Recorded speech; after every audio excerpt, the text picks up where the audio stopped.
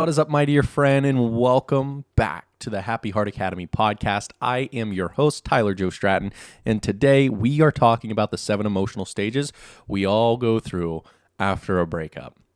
Now, ideally, it is my hope that I clearly communicate this message to you so that you can recognize where you were, where you're at, and where you're headed, so that you don't feel so stuck. Ideally, a lot of our pain comes from we feel like we're taking multiple steps back, or we're not moving forward as quickly as we'd want to, or we're not yet quote unquote healed. We're not yet happy. We're not yet at peace or content with our current circumstance. So today we're going to be walking and talking about the 7 emotional stages and acting as if these are your roadmap. This is your roadmap. This is your GPS. This is going to get you from point A to point B, right? From wherever you are now on the roadmap to where you want to be on the roadmap, right? So bear with me as we dive into this. It might be a little bit a longer one today, but nonetheless, it's going to be some good information, some good insights, some good helpful tools so that you can manage these difficult times during your heartbreak journey, so that you can go from heartbreak to happiness, from complete chaos to control in your life. So once again, I'm so grateful that you are here today, deciding to work on yourself and journey inward, as I know it is a difficult journey to spend time alone, because we run back to our emotions that don't seem to serve us, that don't seem too helpful, that oftentimes make us feel like we can't have a good day. So let's take a moment to breathe, to be fully present, and to be grateful for this life that we have to live today. Like, you are alive. You won the lottery. You're here. Let's be blessed. Let's be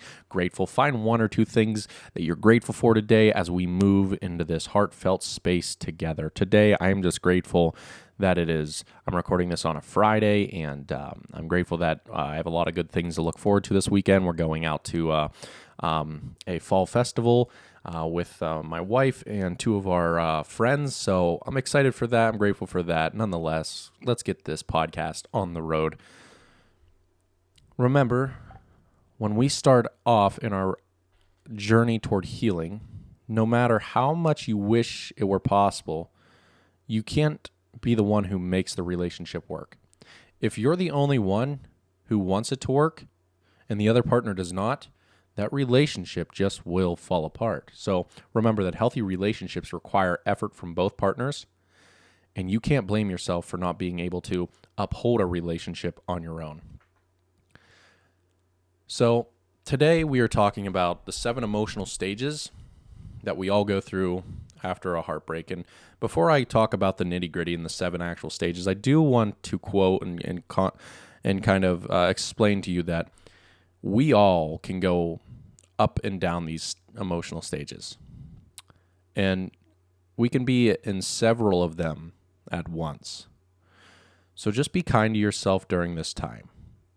You are currently shifting into a newer version of yourself. You're breaking the shell of who you used to be to evolve into the person who you must become in order to attract the person that you want. So this can take time. Just as a caterpillar takes time to become a butterfly, it's going to take time for you to evolve into a better version of yourself. And so there needs to be a period of darkness, the dark night of the soul, as you adventure inward and reclaim your life.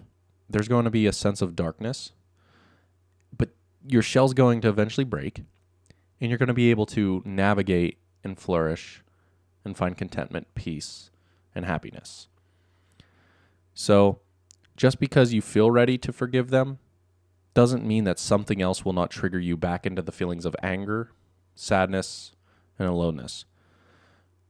It is my goal to equip you with the proper tools to help you regulate and manage the emotions that oftentimes come up when you're facing a heartbreak. And as you'll get to a point where you stop seeing the relationship through the rose-tinted glasses, you must, like I said, remember that no matter how much you wish it were possible, you can't make a relationship work if you're the only one working it. So that's what I want to say before we get into the 7 emotional stages we go through after a breakup. Now, on to emotional stage number 1. The first emotional stage that we oftentimes face when we go through a breakup is the shock and denial phase. This is the phase where you can't believe that the breakup is actually happening. The heartbreak is actually happening. The divorce is actually happening. You're currently like scratching your head. Sometimes I've talked to some clients that say like, hey, I didn't even see it coming. And part of me questions that. I push back a little bit in a kind way, but I push back and I'm like, you're telling me that there were no red flags that you've ignored along the way that basically screamed at you that said, hey, like, this isn't working out. See, your intuition, your heart is guiding you through the entire process. And many of the times we turn that volume down and we turn on the volume of what we want the reality to be. So we oftentimes ignore the red flags, and then we find ourselves in complete shock and denial. Like, how did this happen? I thought we were great. When I bring you back to the relationship in and of itself, oftentimes what you'll find is that the relationship actually wasn't all that great. Now, in this phase, you're constantly checking in on your phone for that caller ID to say their name. You're constantly checking yourself to see if they're going to call you, text you, snap you, email you. And all of this is just in a matter of trying to figure it all out. You're trying to figure out, like, hey, like I need to stay busy during this time. I need to not continue to check and wait to see if they're going to get a hold of me. I'm not going to wait and see if they're going to go out with their friends, go out to the bar, go out, wherever they go. To grandmother's house they go, right? But ultimately, this is just the first stage. We're shocked. We're in denial. Denial is a good thing. It's oftentimes a coping mechanism that helps us to protect ourselves from the overwhelming emotions that we experience after a thing like a heartbreak, a breakup, a divorce, a lost loved one. So just try to stay busy, during this time. Because once again, most people try to stay busy so that they don't oftentimes think about them. That's stage number one, just shock and denial. We all face it anytime a tragedy happens, anytime a loss takes place. And then what we move into is oftentimes in a breakup, and I know you've been there. I know a lot of you come to me to get these these questions answered.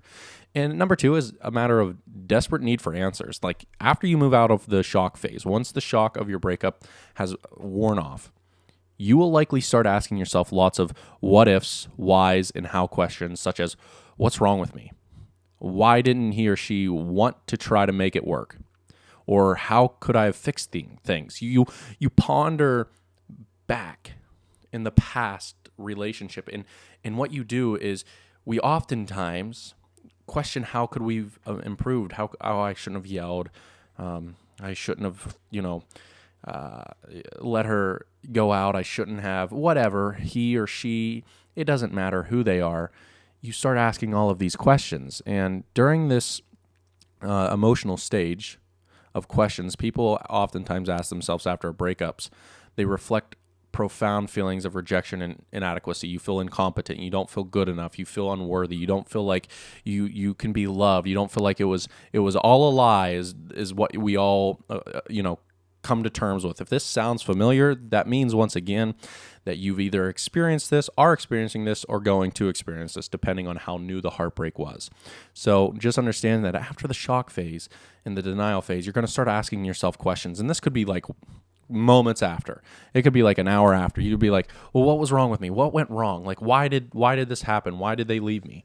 Or how did I not see this coming? Or how could they already be with someone? Or how could I have fixed things, or whatever? Those questions that you oftentimes ask and come to me to find your answers and kind of help you navigate through those. So if you are having questions that you're currently feeling stuck on, once again, there is a free 30-minute heartbreak recovery coaching call that we can jump on together and navigate that time together. If you're stuck on a question, once again, take an opportunity to just sit down. Let's just be one-on-one, get to know each other, talk about those questions that you are looking for answers. So stage number 2 is the desperate need for answers. Stage number 3 oftentimes is known as fear, loneliness, and sadness. You fear that you will be lonely forever, that you will not be able to cope by yourself, that you will have nobody to talk to or care for you. This is the time where we often move into this emotional stage. We ask these poor quality questions that will equate to poor quality answers, which will equate to poor quality of life. And these questions oftentimes lead us into the feelings of fear, loneliness, and sadness. And this is the time where I'll never find anybody like them. Good. That's what I usually say. Good. You don't need to find someone like them, because what really has happened is you have created them to be someone that they are not. Not some. If they were who you believe they were, then you guys would still be together. Period. But the truth is you've created a false identity within them. It's a hope-filled identity. It's an identity you wish that they had, or you wish that they still had. They once had it, but they lost it. You stuck with them in hope that they would return back to their old selves. And ideally, we then find ourselves feeling like we're going to be lonely forever, that love will never reside, it will never come back, that, you know what, there's nobody to talk to, no one to care about me, no one that's going to love me, support me, make me feel significant, purposeful ever again. It's all over. It's never coming back. This, my friend, is normal, but it's a real big false. It's a big false reality. You'll feel like you want to stay in bed. You'll want to feel like you want to hide under the covers. You're going to feel lonely, depressed, and sad for yourself. You can feel completely disconnected and withdrawn from others and prefer to be alone. You'll tell yourself that you will never be able to find a person who will love you the way that they did. You'll question if you're good enough and if someone else could ever love you. Have you been here? Because I know I have. And I was once in your shoes where I was like, I don't think I'm ever going to find someone like that. I don't think I will ever find a love like I felt, like that puppy dog love. I don't think I'll ever feel is loved, supported, cared, significant, purposeful in a relationship ever again. But lo and behold, as I worked through those emotions and began to release and let them go, process that, rebuild myself, and move toward a hope-filled future that I focused on, I then began to see that I don't attract what I want, I attract who I am and what I am. So if you want to attract a better quality love in person, then you need to become a better quality person. Now, during this time of fear, loneliness, and sadness, once again, you just feel basically like there's no hope here. Absolutely no hope. And then you'll move into stage 4. And it's the bargaining phase. And you'll want to go back to the past and fix or change what has happened. This is that stage, right? You'll attempt to postpone your sadness by imagining, well, what if scenarios? You know, you'll dwell on what you could have done to prevent the loss. It's the bargaining phase. It's the idea that you're going to go way back in your past. You're going to find memories. You're going to see pictures. You're going to see videos. You're going to reach anniversaries. You're going to be in this bargaining phase, trying to figure out what you could have done differently then and what you could do differently now to win them back so that you don't have to face this pain to evolve into the better version of yourself. You see, oftentimes, many of us don't allow ourselves to sit in the pain long enough to hit our emotional threshold. When we hit our emotional threshold, that's when we'll change. Like when we feel like enough is enough, that's when you'll change. You've only allowed yourself to feel it every now and again. Like every day you'll feel it, but it's only for a couple moments before you get busy again. You never allow yourself to fully feel it like a tidal wave and allow yourself to, and maybe you have, and I'm not counting that out. Maybe you've had those emotional tidal waves come into your life, but I'm saying like once you experience those things and those emotions and those tidal waves that come in and roll us over, you're going to want to sit with it long enough so that you just feel like I am sick and tired of feeling sick and tired, and this emotional threshold you're going to break through and you're going to start to change. You're going to start to improve your mindset. You're going to start to, maybe read more books, listen to more positive podcasts. You might start taking care of your health set. You might start going to the gym. You might start walking. You might start, biking. You might start hiking. You might start rock climbing. You might start surfing again, whatever it might be. You might start doing yoga. You're going to start moving your body and taking command of your mind and then your body. And then you're going to start taking care of your emotions. Your emotions are what seems to be most difficult for people to handle, but then you're going to investigate and start to control these emotions. Why? Because you're going to get into meditation. You're going to try, different spiritual and guidance practices, self-help techniques that help you to govern your emotions. But anyway, stage number 4, once again, is bargaining. Once you think about the past, you're oftentimes going to move to stage 5, which is just straight anger. You start to think about all of the things that you did for this person. You ask yourself things like, I don't understand why they left me. I was such a good boyfriend or girlfriend, husband or wife, whatever you identified as, of course, and nobody else will ever do what I did for them. Good luck trying to find someone else, who will do those things for you or put up with you that long. Anger, whether it's directed toward your ex, yourself, or the situation in general, can put an end to the numbness and make you feel alive again. It can also give you a positive direction and help you lift yourself out of your slump. This is the emotional threshold. This is like you got so angry about what you went through. You've gotten so sick and tired of feeling sick and tired. It's that anger, that overconsumption of anger, and you're just like, enough. Enough is enough. So what do? You start to pick yourself back up. You start to allow yourself to move into a direction of peace and acceptance, which is number 6. So if you're in the anger phase, like you're just peed off, you're just not having it anymore. Ideally, this is the time when you take command, responsibility, and control of your life, body, emotions, and you start to work toward that peace and acceptance. So even though you feel as though you will never get to the point of peace, like I know I felt that way so much. Like this pain's never going to end. It doesn't matter who I talk to, what I do, what book I read. Once again, it's because I never dealt with what I needed to actually deal with. I never put it out there the way that I needed to put it out there so that I could actually heal it or just be okay with it and at peace with it. In spite of the heartache, tears, anger, and fear, you are still alive. You made it. You got through the first 5 stages. You're on a stage number 6, and it's the peace of an acceptance. And you will be much stronger than you were before. And you know what? You will have learned a lot about what you need and what you want in your life. You're going to understand what you need and what you want because you know what you don't want or don't need in your life. You're going to start to create some boundaries, whether you're aware of it or not. It's like, I really didn't like that about this relationship. Sometimes you got to know what you don't want in order to know what you do want. So you will realize that you are capable of loving again and that you are worthy of being loved and you are ready to give love in this space. And then 7, which is ultimately the last kind of emotional stage that we oftentimes go through, and it's forgiveness. This is not forgiving your ex, but also about forgiving yourself. It's taking back your own personal power. It's a matter of taking back what is yours, your life, your emotions, your body, your mind, your spirit, yourself, your entire self. So, my dear friend, these are the 7 emotional stages that we all go through. And each one of them comes with its own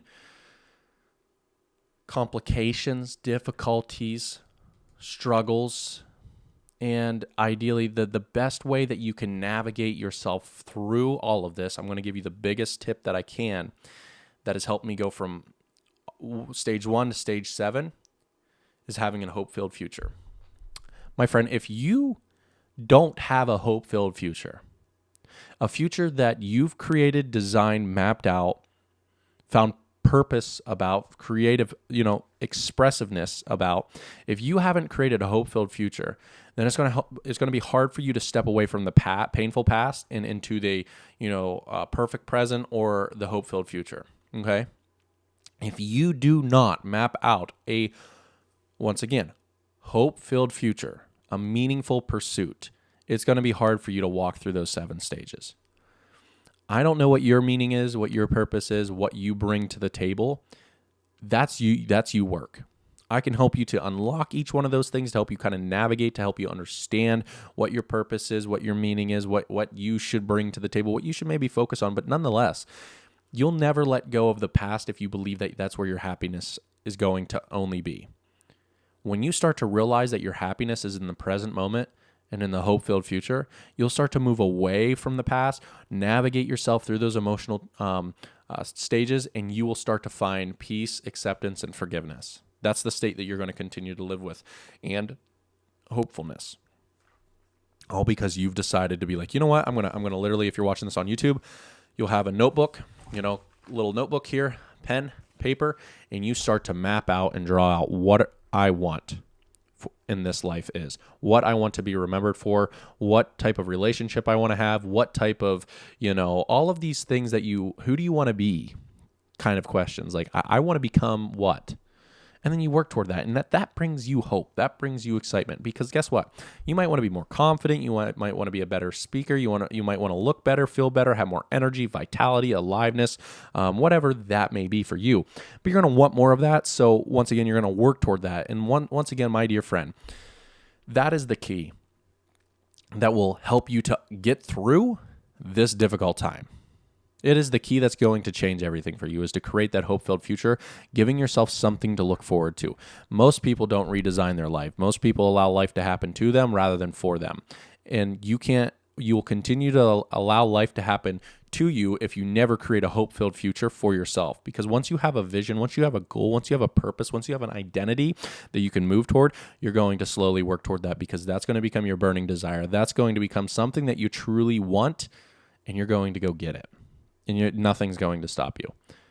So my friend, what is your meaningful pursuit that you can begin to focus on today that can help you to get you out of the pain of the past and in either the positive present or the hope-filled future? And once again, my friend, before I jump off here, be sure to check out the new training. It's a free training. It's about 30 minutes long. And definitely check it out if you're struggling to move on. If you're struggling to create happiness during your singleness, if you're struggling because you feel stuck, because you can't let go, because you're unsure how to reclaim your personal power, your personal life back, you feel like it's impossible to move on, you've been there for three weeks, 3 months, or 3 years, you can't seem to let go of them. The obsessive thoughts continue, and you can't seem to release them.